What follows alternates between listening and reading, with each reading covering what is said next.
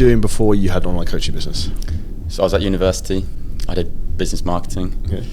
Does that help you now? Not really. I was going to say this, like, I went to uni to try and learn about business, but now I look at it, I'm like, I was being taught business and marketing by people who have never ran a business. I wouldn't take advice from someone who hasn't got the money I want to have, or hasn't got the success in that particular thing that I want to have. I think knowing that you've done it and you've helped other people do it, it's like I'd be stupid to not just absorb that knowledge and go and implement. Like you say, Harry, do that, I'll go do it, and then I know that I'll get to that level because you've done it yourself. If you're a young, inspiring online coach and you've got some limiting beliefs that need to be broken, today we have a man who's broken a hell of a lot of them and 3x'd his business over the last 12 months, Mr. Harry Knights from the UK. One of my favourite clients at Seven Figure Scaling Systems, who's absolutely crushing it. For context, Harry, what were you doing before you had an online coaching business? So I was at university. Okay, what did you study? I did business marketing. Okay. Does that help you now? Not really. I was going to say this, like, I went to uni to try and learn about business, but now I look at it, I'm like, I was being taught business and marketing by people who have never ran a business. It's like, really, like, what was I thinking? Left uni and went into a marketing role and did it for about 3 months before transitioned full-time into coaching. And when did you set up your online coaching business? That was at uni. So around COVID times, we got given a lot of spare time. So I thought, right, what am I passionate about? What do I like doing? Really enjoyed my training, my nutrition, helped a few of my friends with it. And then sort of did my qualifications whilst I was at uni on the side, and then transitioned from there. Cool. And before, if we step back even before that, like you're very close with your family and your parents, like what were you doing in terms of school, like GCSEs, A-levels, and coming out the back end of that? Yeah, so I was very much that classic, get your GCSEs, then go and do your A-levels, then get a degree, got my master's degree, and then get a job. And I think my parents very much like, they wanted me to go down that route because like, I appreciate it now. It's like they want the best for their child, right? They want safety. Like, yeah, that's it. It's safety. It's like go and get that job, and at that point you're done. You work your way up the ladder, but you're comfortable. You're safe. And I think I appreciate that. That's what they wanted me to do, but it was never for me. I didn't really like it. But I always thought I'll go to uni and have that 3 years there to try and figure out what I wanted to do, because I was always into business, but I didn't know what I wanted to go into at that point. So I was like, I'll spend some time there trying to figure it out, if that makes sense. Cool. And then learning the process. Yeah, although it was just old school. The marketing, it's like and like business plans. Yeah, like none of it was really relevant to what I do now. So I'd like to actually talk to universities and be like, look, this is what marketing is nowadays, and what you're teaching now is just, it's not relevant anymore. It's ironic because I say that to people when they don't want to invest in people to help them with their business, but they've got a university degree. I was like, do you realise how much that university degree cost you for 3 years? Yeah, I did 4, and my master's was like 11 or 12k, and it's like, now I'm like, why would you not put that money into someone who's done what you want to do, and sort of show you exactly what to do to get to the level that they're at? And I don't think like I've wasted money, but because it got me to where I am now in terms of giving me that time to get my qualifications, train hard, and get myself to the position that I'm at now. 100%. I think everything happens for a reason, and even if you think about, for example, your parents trying to put you on the safer path, if they hadn't done that, that wouldn't have made you the person you are today in terms of the way you act and think. Yeah, and I think like A-levels and uni taught me structure and routine, which I think is very, very important. And my first clients were like my friends at uni, so like getting them into shape was obviously testimonials. We know how important that is, social proof. So I wouldn't change it, and I made great friends from there. So yeah, I wouldn't change it, but you can spend your money sort of better these days in mentors and that sort of thing. What would you do in hindsight when starting your business now, knowing what you know now, like your business has grown wildly last 12 months versus when you started? I'd have invested in knowledge a lot earlier. I was trying to learn from YouTube, doing courses that probably didn't teach me as much as I know now from you. So I just definitely started investing in knowledge earlier in terms of getting someone who has done it, because you can just get there so much quicker. having someone who's, I think that's that saying, who's got the scars to show for the lessons they're taking learning, hits, right. And now I don't have to get those scars because someone like yourself has taken. I've made all the stupid mistakes. Exactly. And I think that's what people don't understand is what you're essentially getting is two things. Like, one is you're getting your time back, but two, you're not having to deal with all the shit of things that go wrong, because someone can be like, yeah, you definitely don't need to handle that dispute rate on Stripe before your account gets shut down.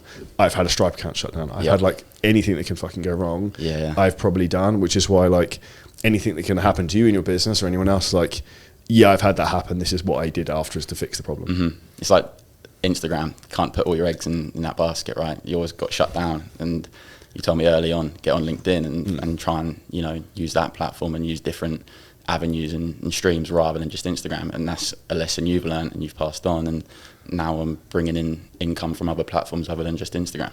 100%. Looking back maybe like 3-4 years ago, so we're currently in Dubai, you've been living in Marbella, you've currently got first world problems of like, where do you want to live, Dubai or Marbella?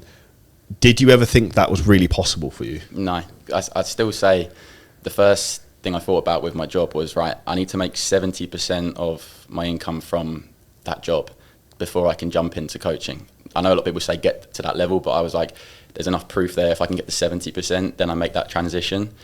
So as soon as I did that, took that jump, although there was some persuading the parents and everything like that. But yeah, I didn't ever think it would be at this level. To be fair, I said I'd be incredibly happy if I was making the same amount from that job. The perspective of that as well is very interesting, right? Because you look where you are now and where, like some things we spoke about, where you're going to go. It's then interesting when you reflect and then you look back in terms of time horizon of like even how much I've seen you progress over the last 12 months. What would you say has been the biggest like inflection points, things that have changes in the business that you've done that have seen that growth? I'd say looking to sell longer term programs, purely because as well, like when you think about it from the client perspective as well, if they've got £50 to lose, trying to sell them an 8-week program, it's not good for them. It's not healthy. So being able to, I'd never thought about charging like 12-month programs or selling 12-month programs, but when you actually think about it from a business perspective, but also from the client perspective, that's something, because I'd never had we spoke about limiting beliefs, right? That was something I never thought was possible. I remember we first spoke about that, like why would anyone do that? Yeah. And that's where like, and I say this to everyone, is like, it's not about the money when the first person pays for high ticket program like 3K, 3.5K or whatever. It's breaking the limiting belief of like, holy fucking shit, this works. Yeah. And then people look at me like I've created fire because they're like, it changes everything at that point. Yeah, for sure. Like, I remember the first call we had, you're like, right, you're changing this. And I was like, I don't know. But as soon as I did it and tried it and it worked, I was like, okay, I'll buy into everything else now at that point. That's why I use you as an example a lot, because you're like, I'm not sure, but I'll just do it anyway. Yeah. And like the reality is, like, if we tell someone to do something, or I tell someone to do something, it's not because of like for fucking my own goodwill. It's this will work and make you money, so you should probably do this. Like, and that's why I joke of like, if you don't like money, like you should probably not do that. Like the reality is that success leaves clues, and all the things that we see in a lot of volume in our own fitness business is basically like what we guide you through the path with. Why do you think some younger guys in particular are maybe afraid to try and charge higher prices or like longer programs? I'd say if it's their client base maybe is a little bit younger, but it is just like probably a lack of belief in their ability to be able to do it. I'd say it's a lack of confidence, but also maybe not almost getting that across to the person that they're speaking to. Is like, your goals are longer term. Like, this is for you as well. Like, if you think about the phases that we can go through over the course of a year, 6 months, actually maintain the results rather than just getting them and then you've lost them after, like, you know, the classic get in shape for a holiday, right? And then like a week later it's gone. Like, let's actually get you in shape and be able to maintain it for a long period of time. But they just don't, I don't know why, there's no belief in their ability to do it, I don't think. And I think people have a lack of belief in themselves because they don't stack enough wins in terms of like confidence is when you hold true commitments you make to yourself. Like, you say you're going to do something, you do it, you see it through. And every time someone like you say deep down, like, oh, I'm going to get up and do the work I'm supposed to do at 6 a.m. tomorrow. Yeah. And then you don't do it. It's like a little chip at your confidence. Yeah. And those little chips chip away. Whereas on the other thing is like you get up and you actually do it, it then builds, you're stacking wins of confidence. Yeah, I was really big on that. Like when I was going through the whole process of working the job while I was trying to do this, it was like I was getting up 5:30, 6, training, go to work, do my check-ins on my lunch break, go to the toilet to like write some content out, get back from work. It was like film content, you know, check-ins, onboard new clients. And I was like, look, if I don't do this, I'm telling myself I'm going to do something, and I don't do it, it's another loss, it's another mark against me. And if I keep stacking them, it's so much easier to let yourself down. And I tell my clients that as well, is like, if you say you're going to get your steps in, because the more times you don't, the easier it becomes to not do it. And like you said, the wins as well. If you're telling yourself to do something, you do it. You just stack those wins and your confidence improves. 100%. And what you said there I love is because you made time. Like a lot of people are like, oh, I don't have time to put into my coaching. I have time. It's like, that's fucking bullshit. Yeah, because like everyone has the same amount of time. It's just how you descend to allocate that time. And like, for example, before I left my job in 25th of February 2019, which I played a video at the event, it was quite funny. That's cool. I was like competing like the year before, and I was training twice a day and having to do fucking cardio in the morning, work all day, and then manage my fitness business. I had like 300 clients or whatever it was. Wow. And as I look back now, I'm like, how the fuck did you do that? Yeah. But like, you just figure it out, right? Yeah. You make it work. And I was doing the same thing you were. It's like, I'd be at work, like doing actual work in my other business and like all that type of stuff. Like, you figure it out. Yeah, you do. You make time. And I think with that, is there anything you found in terms of like an efficiency point of view that's helped you? And maybe not getting distracted, because I'd actually say for someone of your age, you're 24, right? That most guys who are 24 can't see the long game. They're too much like, oh, I want to go, I'm in my bear and I want to be a degenerate and live like a retard for a bit, and then I'll decide then to like work on my business. But by that point, you'll be so far down the fucking horizon, like no one could catch you. Yeah. What is it to think gives you that focus? I feel like I speak to a lot of people who are ahead of me, older, and have probably made those mistakes in the past. And when I listen to a lot of podcasts and read a lot, I think it's clear that if you keep your head now and you stay focused, you can then enjoy those things later on. And I think if you try and almost get ahead of yourself now, it can come crashing down very, very quickly. And I stress out about it a lot. I get quite anxious about that sort of thing. Like, this could end. Yeah, it could go at some point. And it's like, right, I need to try and build that future now so I can enjoy it with my family and everyone at that point. And I think it's more that, I think it was the saying, like, action beats anxiety. Yeah. And it's like, if I just keep doing it, eventually, like, you're not going to be so anxious, and like, you can enjoy those things later on down the line. It's funny you say that, because like, if you ask Chris Spimmer, for example, he's known me for a long time, I used to be fucking anxious all the time. Yeah. And like fucking like stressed. Yeah. And that's always because I'd be just paranoid about shit going wrong. And I'm still like that, but I just cover up a bit more. I'm a bit more controlled now. But the big thing is that that's good because it shows you really care, but it's just channeling that energy in the correct manner. And like, whenever I, for example, have a problem in business or something I need to deal with, like, I deal with it there and then. Because often a big mistake people make is that they procrastinate in dealing with a problem, and actually the thought of like dealing with problems actually becomes more work than just dealing with whatever the issue is. It's like there's tough conversations you have to have. Like, you just need to bite the bullet and have that tough conversation, and then rather than pushing it back, like with anything, if you push it, you just need to just do it now. Do it as soon as you can, with fitness, with business, whatever it might be. Well, yeah, and then off the back end of that's the compound effect of like, the decisions you make right now are going to define the rest of your life, right? And what you do in terms of your daily actions are going to take you towards your goals or away from them. And like, actually, conversation I had with a friend of mine this morning is like, the next 12 to 24 months will create generational wealth, so I'll never have to work again, because of, in my opinion, what's going to happen with the cryptocurrency markets and other stuff, which is another topic. But which is why it's like, this is game time to switch on to think about like, what's the decision-making process you need to make. And to give an example, talking about myself, I nearly bought a house this morning, which was completely against the strategy of what I'm supposed to be doing with my money in the next 4 to 6 months. And I nearly got distracted and pulled away from what I'm supposed to be doing. Yeah. But I was like, fuck, remember the plan. Like, stick to the plan Yeah. and execute the plan, and you buy as many houses as you want in 12 months' time. Mm-hmm. And that's an example in terms of how easy it is to get your head turned. Yeah. Because, that was a really good deal and I should buy that. Yeah. But I can't do that and this. So you got to pick one. Yeah. Like you talk about that a lot, the Woman in the red dress. Yeah. The shiny object syndrome. So that might sound good, but just stay focused on what you're doing right now and don't sort of get distracted, because then you start trying to do that and this, and then they all come they don't work. Yeah, it comes tumbling down. It's you have a really good ability to focus. Where do you think that's come from?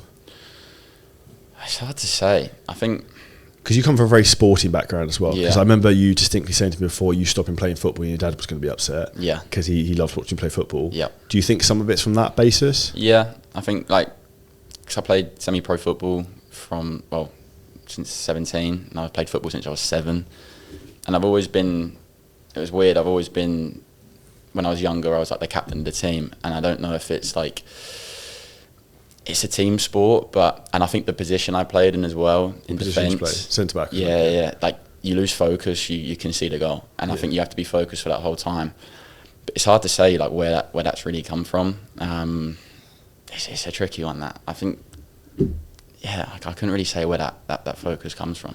I'd say the leadership thing you show from sport, I can see in the way you work in business, which is interesting because I think that's why, in my opinion, sports is one of the best things you can do for kids, because you learn all these skills of like setting the standard for everyone else, right? Yeah. Like, which if you have a business, is like the pace is going to come from the top down. That person's going to set the tone. So if they start to take their foot off the gas, other people will see that, which is an important thing to understand. With what you've done with social media, like you've got really good social media presence, really good content you put out. That didn't happen overnight and by chance. What was the first starting process you did with that? It's funny you mention it, because I was looking back a few days ago at like the old TikToks I used to make. They were more like motivational based in the gym, like getting up early, grinding, working hard. And I remember putting that first TikTok out, and then like your mates, what are you doing? Why are you taking your top off and posting it on socials? Or it's like I was worried initially what people would think. And then when you start seeing where that actually goes and the people you're helping and how it can actually help you build your business, I was like, right, I'm just going to keep doing it and not care about what anyone thinks. But it started at uni, posting TikToks 4 a day. I remember, I think Gary Vee was very, very big on it. 4 a day, every single day. Some might do rubbish, but eventually you're going to get that one. And TikTok blew up for me, to be fair, but I haven't really touched it in the past few months. I've been really mainly focusing on Instagram and LinkedIn, but it started with TikTok, LinkedIn. And it was mainly because when I was at uni, I grasped training, nutrition, deficits, progressive overload quite quickly. But I noticed that my friends and people around me, they didn't quite understand it as much or as well. So I was like, right, maybe that's the same for other people out there. So let's start making content that can help other guys my age, go through university or still be able to make progress while still enjoying life. And it started from that and just trying to post more knowledge and informative stuff and motivational stuff as well. There's something interesting you mentioned there, and I don't know if this happened to you, because this is a big thing that happened to me with my business. When I first started, the way people react to me. First they ask like, why are you doing this? Yep. And then they ask, how have you done this? Yeah, that comes later, right? And that's the fucking best conversation, when you get people who ask, why are you doing this, Harry? Why are you doing that? Why are you not going out drinking? Why are you not doing this? Yeah. And then like 12 months later, like, how have you done all this? Yeah. And I still remember it, like the final couple of years at uni, I wouldn't go out as much. Like, granted, in the first year, second 2 years at uni, I was going out a fair few times a week. But then it got to the point where I was like, right, I'm going to focus on my training, my nutrition, and this side hustle. And I did get that from friends and from people. It's like, oh, you're boring. Why aren't you doing this? Why aren't you coming out? And now I'm like, I thank myself for standing strong and sticking to my guns at that point. And now it is like, oh, I want to do that. I want to try and post content. I want to, do the coaching thing. And it's like, okay, well, when you were saying it a few years back and you were like having a pop at me then, it's like, well, why didn't you start then at that point rather than having a dig? It's funny you say it, because I had the same conversations now all the time. Yeah. And also I see people who stalk my social media who used to take the piss out of me. Yeah. And it's then funny in hindsight. And I tell this story a lot, but I remember a guy distinctly at a gym I used to train at, Physique Warehouse, and I remember him proper having a fucking dig at me once. Well, not actually even to me, but to like someone else about me. Yeah. And then I remember like 2 years, even like maybe like 18 months ago, 2 years ago, I saw him, and like he sees you and you see him. Yeah. Like no one else fucking said anything about him. Like I fucking got you. Yeah. Like, and that is a lot of fulfillment in a weird way. And like one of the things I say to people is like, success is the greatest revenge. Mm-hmm. Not that you should be looking for revenge, but it's, don't let people like that hold you back from achieving your dreams. And often that can actually be the people closest to you, like your parents, for example, who are trying to protect you, who will almost like smother you so that you don't go and take the risk. Yeah. Because like the reality is at like 24, that if you, or 23 or 22 at the time, like if you go and try to start online coaching, it doesn't work, you go back and get a fucking marketing job, right? Yeah. Like, That was my argument to them. It was like, look, I could pick up a marketing job. I've got the degree, I've got a master's in it. If I want to go and get another marketing job, I can do that.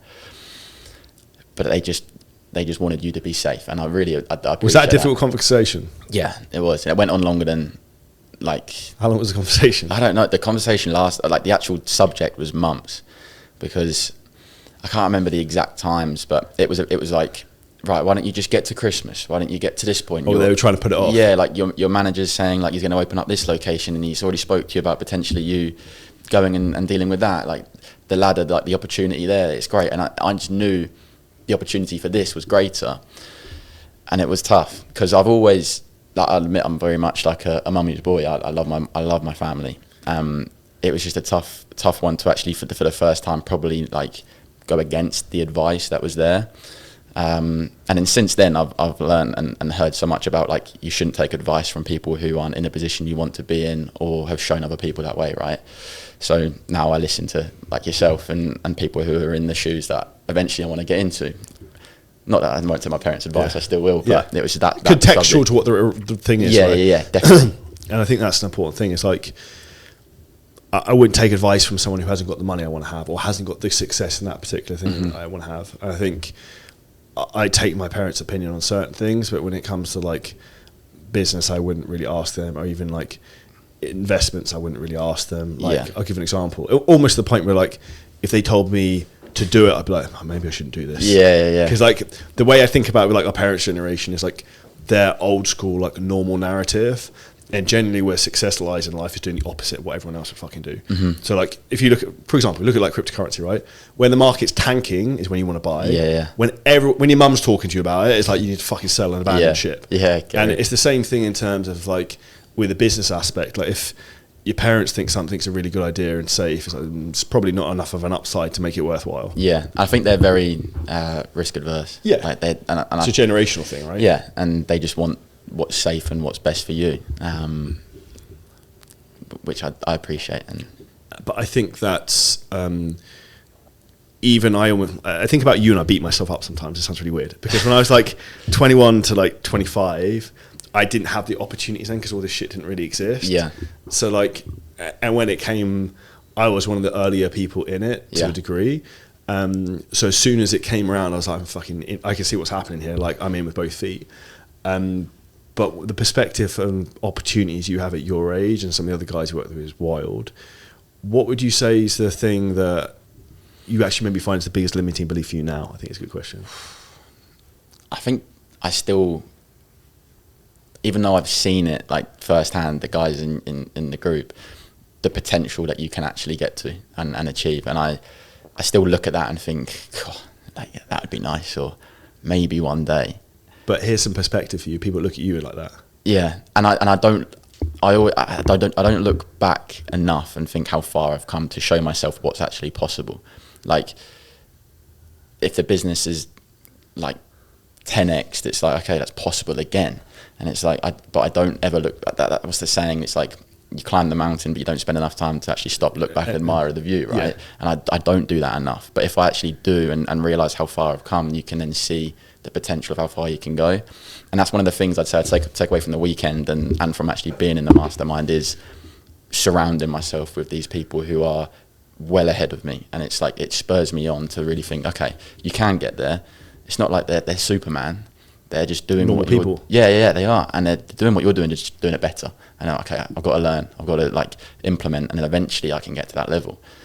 So here's the thought process, and I read this. It's a really good book, and I think I've told you twice already. 10x is easier than 2x. Yeah. And one of the things they talk about in the book is like my goals get like to $1 million to $2 million a month.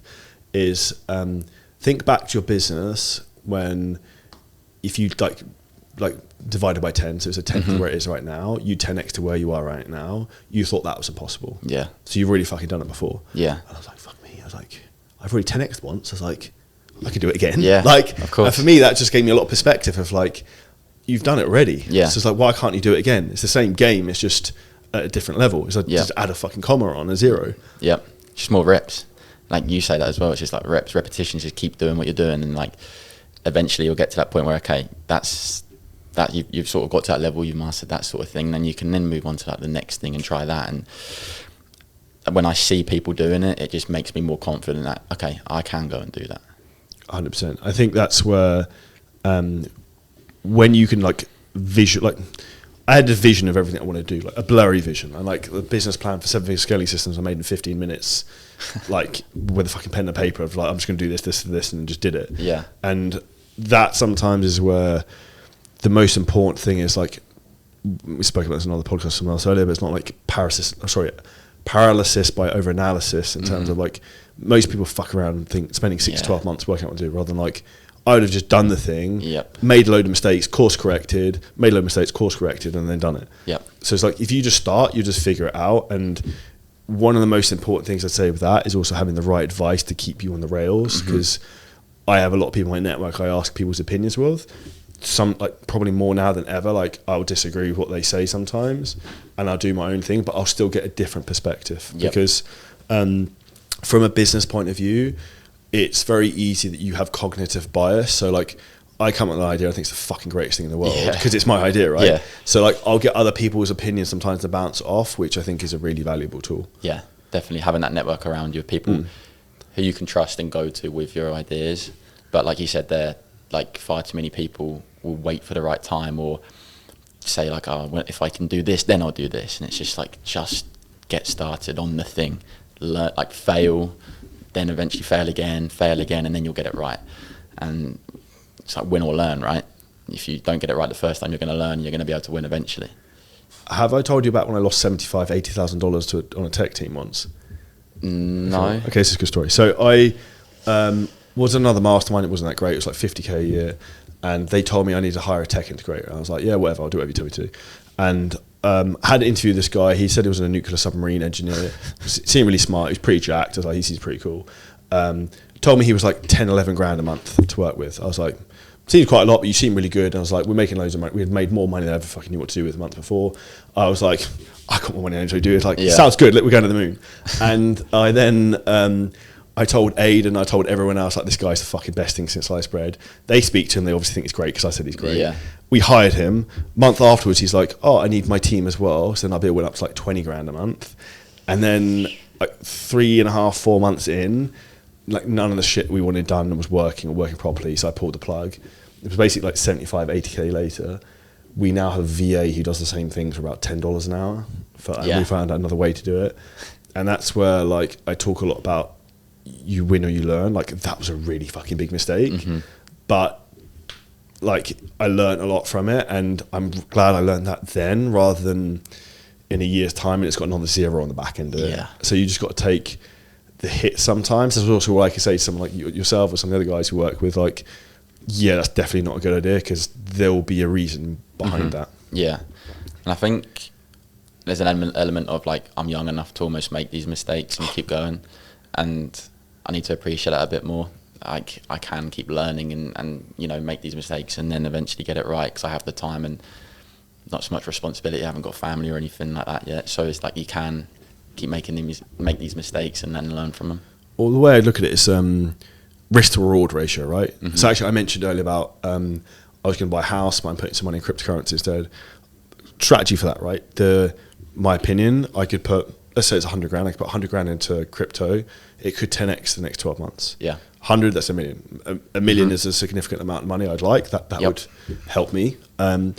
If I put that into real estate and it went up 10%, okay, it's worth 110,000. Doesn't really change a lot for me. So it's like, is the risk reward ratio worth that perspective? Yes.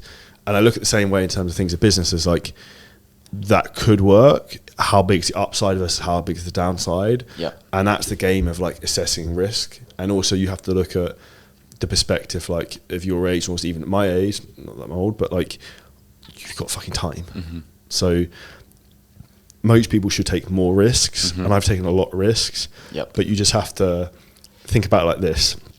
This is the way I like to think about a business, that it's like a two-way door. So like you can go through it and you can come back out.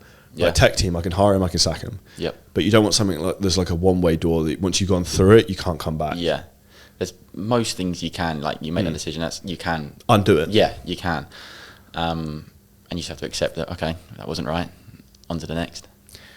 One of the things you mentioned earlier was obviously you're very passionate and close to your family. How does it feel? Like you mention a lot of things all the time to me, which I really like, in terms of you like giving gifts to your dad and like helping your family. How does that make you feel, and how does that? Yeah.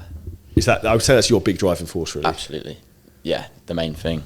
Going back to like the football days, my dad would drive me around all over the country. He'd take time off work. He'd travel around. And mum and dad would watch every single game. They would do whatever they could for me and my sister. And it's like I'm at the point now where I have the ability to be able to give back to them and thank them for that.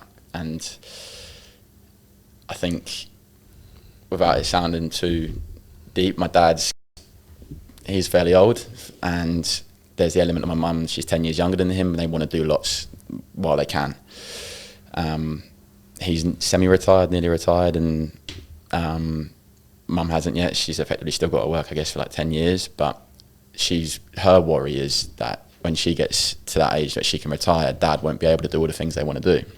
So the big driver for me is to bring my mum out of work, retire her, so that her and dad can then live and do everything that they want and give back to them for the time that they spent on me when I was younger. And like you mentioned, Ed, a little like the present, like last year was the first Christmas where I really could, being a uni student, you don't have much money, but last year was the first time I could really give to them, and it was the best feeling ever. And I don't know when this will go out, but I want to retire my mum next month.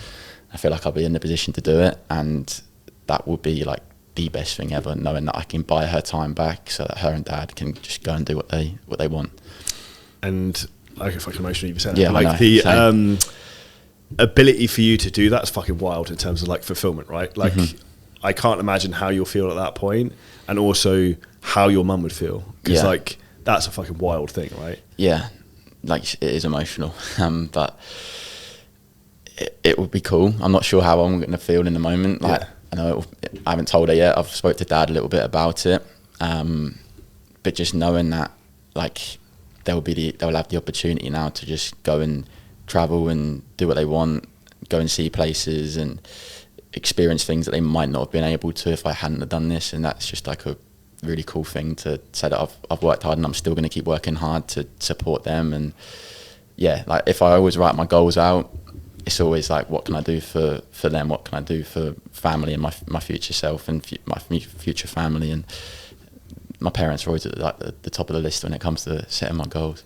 And that's what a lot of people don't understand, is that you have to be selfish to be selfless. So like you, by putting yourself first, by say for example university, not going out, building the business, all this type of stuff, you then have the ability to be like selfless and then give back and provide for other people. Yeah, it's like focus on yourself and be, like you said, selfish in the moment. An element of that was dropping the football. Like, although my dad would probably say like, forget presents and forget all of that, I'd rather watch you play football. But it was like, I know how much time I'm having to spend to football. If I actually put that time back into the business, I know where I can take it and then help you guys down the line. So that was part of that decision as well. Yeah, which is pretty wild. From the experiences of living in different countries and traveling around the world a bit now, what's been the biggest takeaway that's maybe opened your perspective on the world? Because not many people your age get to see that. Yeah. It's just the whole element of like what is truly possible and what's out there. Like, thoughts on Dubai then? Yeah, like crazy place, like wild. Like took me a good week to really figure everything out and get myself a little bit settled, but it's just like the convenience, the level people are at. you know, almost these things become normal because you see it all the time. But it's like, I'm from Ipswich, a small place, and it's like you don't see the stuff that you see in Marbella or Dubai. But it's like, I think you have to get yourself out of that place, because otherwise you're almost confined to that. Big fish, small pond, right? Yeah, and I'm a firm believer on, right, let's go put myself in the biggest pond possible, be the smallest fish, and just absorb knowledge, take on what you can from other people, and then grow that way. But I think you can only grow so far. Like, you're in that tank, right? If you're in Ipswich, you can only grow that so far. But get yourself in these places, the amount of growth that you can have and the potential is wild. 100%. And like, I think a lot of it is it breaks limiting beliefs, because, for example, a lot of people think there's a lack of resources in the world, but it's not a lack of resources, it's a lack of resourcefulness. Like, you're in Dubai, you turn up at like Banus car park, there's millions of dollars of cars sitting there. I drive into my apartment building, there's fucking Bugatti Veyron. I drive past every day and I'm like, motherfucker. I was like, he's beat me. I was like, I gotta work harder. And it's those things that, like, it just raises your standard. And it's like one of those things that people don't understand is that for you to be successful, you have to raise your standards, and rather than like falling to like other people's lower standards. I actually even notice that when I go back to the UK, I just feel it almost like lowers. It sounds very arrogant. Not that I feel I'm better than people, but I feel like I'm ahead of a lot of people.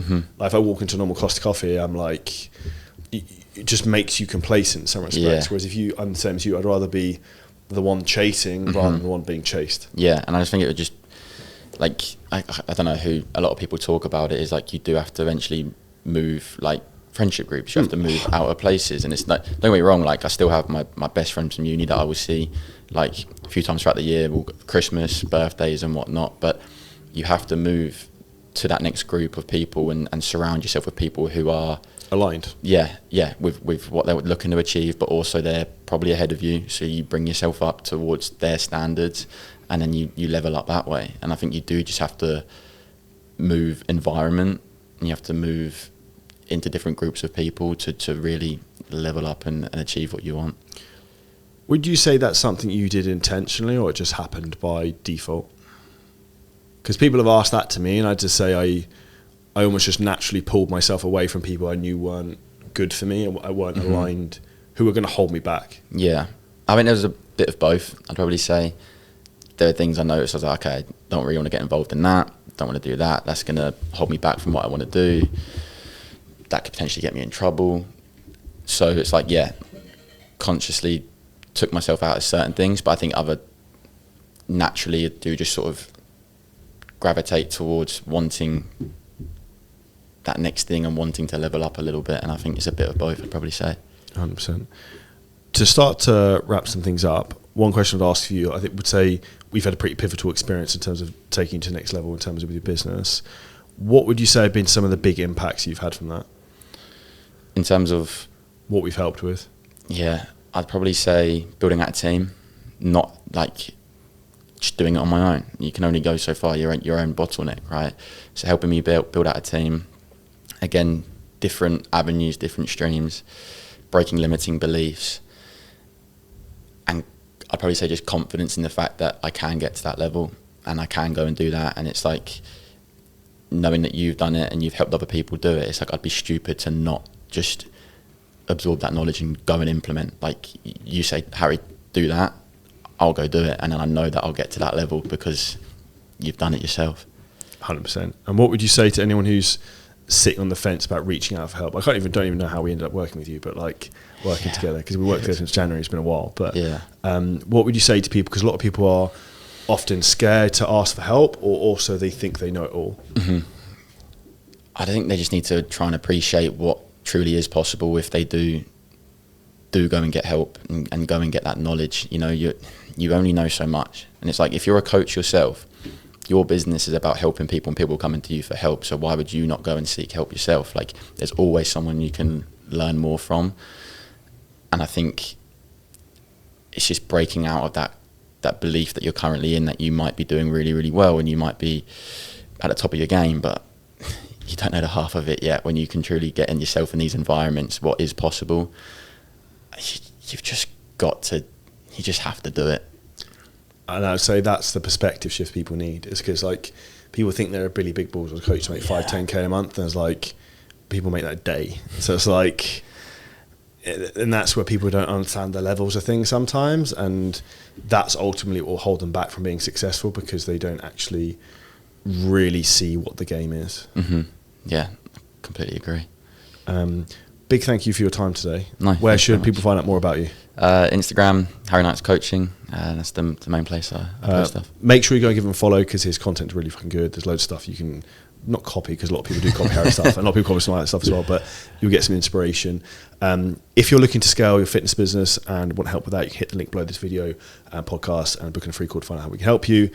If this was enjoyable, make sure you smash the like button, subscribe to the podcast, and we'll see you next episode soon. Thank you. Thank you. That's good, dude.